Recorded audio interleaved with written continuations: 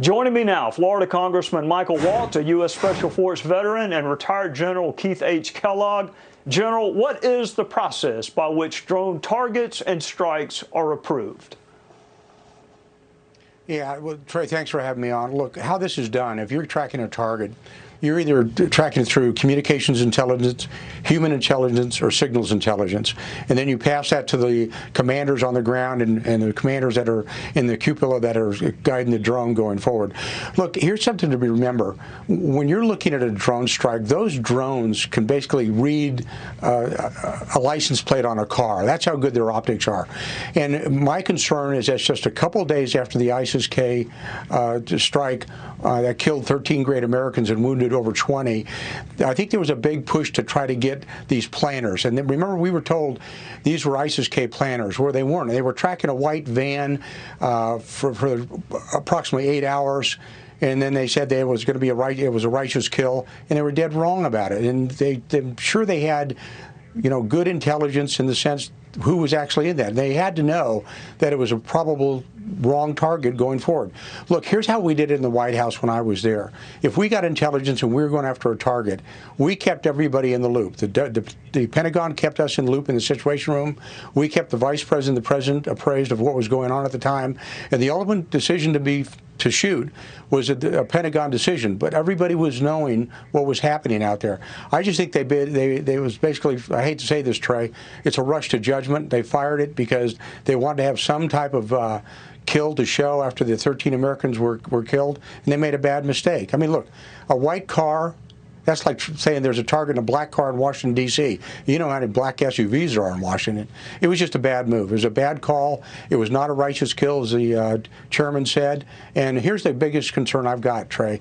Somebody should be held accountable. And they're now just kind of saying, oh, we're just going to go by and what do you have for breakfast tomorrow? Somebody's accountable. Somebody should be held accountable. Congressman, it does not appear this over-the-horizon policy of Joe Biden's worked very well for this car full of kids. Look, I know Republicans are in the minority. You're limited in what you can do. But will we ever know how this happened with the Democrats in Congress?